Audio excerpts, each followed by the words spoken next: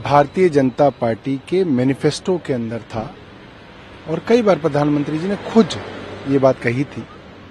2022 तक पूरे देश में सड़क सुरक्षा फोर्स पंजाब जीवन रक्षा के लिए प्रतिबद्ध 24 घंटे। मात्र 1 साल में सड़क दुर्घटना में होने वाली मृत्यु में लगभग 50% की कमी। कुछ समय पहला मेरे भरा ਦਾ ਐਕਸੀਡੈਂਟ ਹੋਇਆ ਸੀ। ਸੜਕ ਸੁਰੱਖਿਆ ਫੋਰਸ ਨੂੰ ਕਾਲ ਕੀਤਾ 112 ਨੰਬਰ ਤੇ। ਵਿਦਿਨ 5 ਮਿੰਟਾਂ ਦੇ ਵਿੱਚ ਇਹਨਾਂ ਨੇ ਆ ਕੇ ਮੇਰੇ ਭਰਾ ਦੀ ਜਾਨ ਬਚਾਈ। ਜੇ ਉਹ ਨਾ ਮੈਨੂੰ ਉੱਥੋਂ ਚੱਕਦੇ ਤਾਂ ਹੋ ਸਕਦਾ ਸੀ ਮੇਰੀ ਮੌਤ ਹੋ ਜਾਂਦੀ।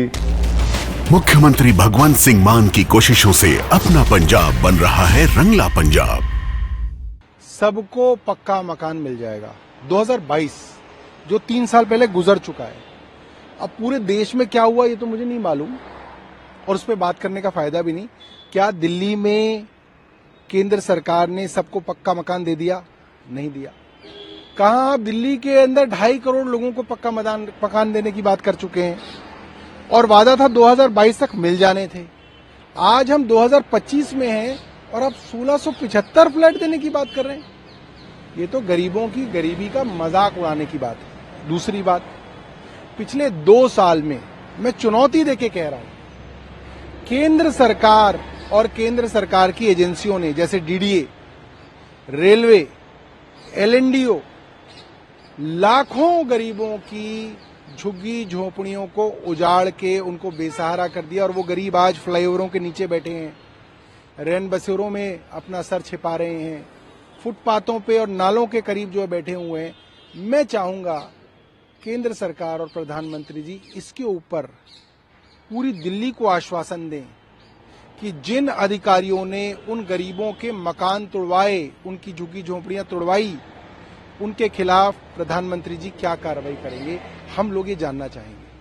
3 नए कॉलेज के नाम से आपको कॉलेज का शिलान्यास कर रहे हैं। देखिए, शिलान्यास क्या है? आप एक ईंट लगा रहे हैं और बात कॉलेज की कर रहे हैं। आज जब 2 दिन बाद आचार संहिता लगने वाली है, आप एक ईंट लगाने आ रहे हैं। अरे ईंट तो कोई भी लगा देता। आप कॉलेज बनवाने के बाद उसका उद्घाटन करते तो कहते लोग कि हाँ जी आपने कुछ किया है। ईंट आप आज लगा रहे हैं, कब 10 साल 15 साल में कॉलेज बनेगा नहीं बनेगा, किसके नाम पे बनेगा तब देखा जाएगा।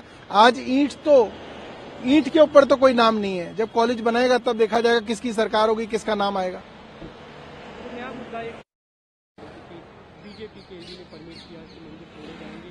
एलडी हाउस की तरफ से, एलडी सेक्रेटेरिएट की तरफ से आया कि अरविंद केजरीवाल से पहले कई मंदिर तोड़वा चुके हैं। नाम मंदिर और मस्जिदों की संख्या कम, रूम में मंदिरों की संख्या ज्यादा, इन लोगों ने परमिशन दिया। देखिए, मैं तो खुला चैलेंज कर रहा हूं भारतीय जनता पार्टी के एलजी साहब को। मैं छुप के वार नहीं करता, सीधा सीधा कर रहा हूं। As a UD minister LG साहब जितने मंदिर, मस्जिद, गुरुद्वारे, चर्च को तोड़ने की बात कर रहे हैं या कोई भी कर रहा है, आप मेरे पास फाइल भेजिए, मैं सबको नकारूंगा, लिखित में नकारूंगा। क्या एलजी साहब नकारने के लिए तैयार हैं?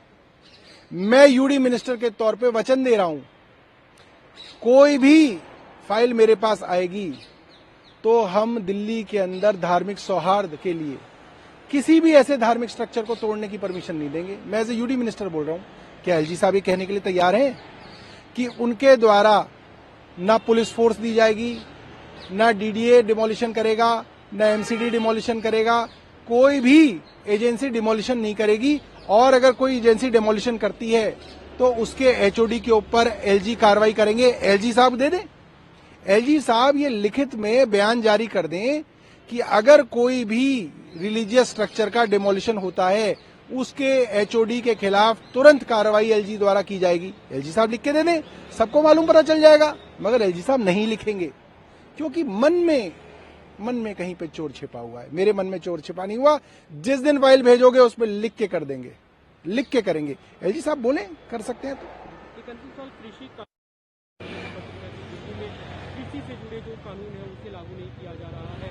अरविंद केजरीवाल ने सवाल खड़े किए कि कृषि कानूनों को तीसरे दरवाजे से लागू करने की कोशिश हो रही है। कांग्रेस सवाल खड़े कर रही है कि आप बद घड़ियाली आंसू बहा रहे हैं। अरविंद केजरीवाल किसानों के लिए आपने वो कुछ नहीं किया। देखिए, अब क्योंकि दिल्ली का चुनाव आ रहा है तो एक एक करके सब केंद्रीय मंत्री, चाहे वो पर्यावरण मंत्री हों, चाहे वो कृषि मंत्री हों, चाहे वो यूडी मिनिस्टर हों, वो सब जो है अब दिल्ली सरकार को चिट्ठियां लिख के एक एक दिन अखबार के अंदर हेडलाइन बनाने की कोशिश करेंगे, मगर हुजूर आते आते बहुत देर कर दी। आपके पास दिल्ली की आधी सरकार है। आप घमंड से कहते हैं कि मुख्यमंत्री 1/4 मुख्यमंत्री है। आप बताइए, आपने पिछले 10 सालों में दिल्ली वालों के लिए क्या किया? डीडीए ने दिल्ली वालों के लिए क्या किया? दिल्ली पुलिस के अंदर आपने क्या दिल्ली के अंदर सेफ्टी सिक्योरिटी बढ़ाई? नहीं बढ़ाई। आपके अधीन आने वाली दिल्ली पुलिस आज इतनी बदनाम है कि कोई भी आदमी थाने में जाता है तो कहता है कि यहाँ तो जो है पैसे दिए बिना कोई काम नहीं होगा। दिल्ली में गैंगस्टर्स का राज है। व्यापारियों को फिरौती के लिए करोड़ों रुपए मांगे जा रहे हैं। जो पैसा नहीं देता उसकी दुकान पे, उसके शोरूम में, उसके होटल में दर्जनों गोलियां चल रही हैं। व्यापारियों को आज पैसा देना पड़ रहा है। जगह जगह मर्डर हो जाते हैं। दिन दहाड़े गोलियां चल रही हैं, गैंग वॉर्स हो रही हैं। आपने दिल्ली को क्या से क्या बना दिया 10 सालों के अंदर। भारतीय जनता पार्टी सिर्फ ये बता दे कि आज भी दिल्ली पुलिस के थानों में कांस्टेबल की, हेड कांस्टेबल की कमी कैसे है? आपने क्यों नहीं अब तक भर्ती की? ज्यादातर पुलिस फोर्स आज भी जो है वो वीआईपीज की सिक्योरिटी के अंदर जो है बिजी है। दिल्ली वालों की सुरक्षा कैसे होगी?